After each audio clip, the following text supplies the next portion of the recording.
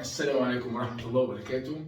اليوم الثالث في صيام المية، نشاط، حيوية بفضل الله سبحانه وتعالى، مش حاسس بأي حاجة.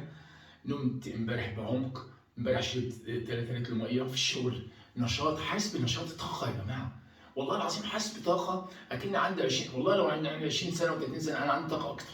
سبحان الله أنا حاسس بكده، و60 سنة الحمد لله بفضل الله سبحانه وتعالى. قبل ما أتكلم يا جماعة، اللي يعمل الموضوع ده لازم استشارة الطبيب الخاص بتاعك، ولازم تعمل تحليل شامل كامل، مش اي حد يعمل الموضوع ده.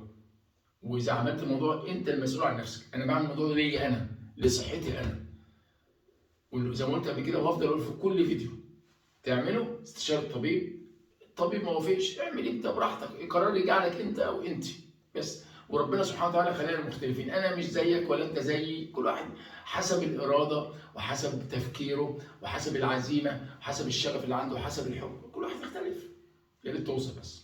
انا الحمد لله النهارده الصبح قمت عادي، نمت 6 ساعات، رحت صليت الفجر في المسجد هنا، واخدها جاري، درجه الحراره يا جماعه 6 تحت الصفر، والحمد لله لابس ترنج وبجري، حاسس جسمي دافئ، بس ايدي الصراحه، ايدي اللي كنت حاسس بقى متلجه خالص، ووشي، بس سبحان الله جسمي دافئ الحمد لله. ونايم امبارح فاتح الشباك مع ان الجو برد، انا بنام لازم الشباك يفتح، ناخد نفس يا جماعه، بتاخد نفس، تنفس البطن بيطلع على صدرك، بيطلع على رقبتك، وبيطلع لمخك لما انت تكتم النفس.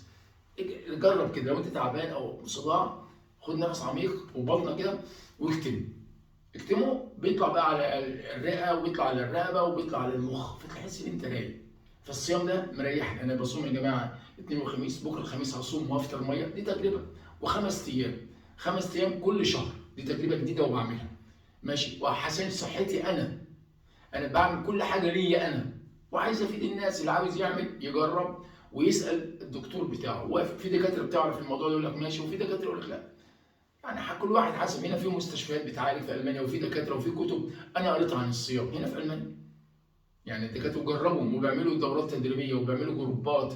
وفي مستشفى هنا بتاعت اوتو بوخينجر، ممكن تكتب على جوجل اوتو بوخينجر بتعالج بالصيام، وهو عالج نفسه بالصيام، هو الدكتور اوتو بوخينجر. ومستشفيات كتير. فيا ريت توصل يا جماعه، انا عايز اوصل لكم انت المسؤول عن صحتك، مفيش حد تاني. السلام عليكم.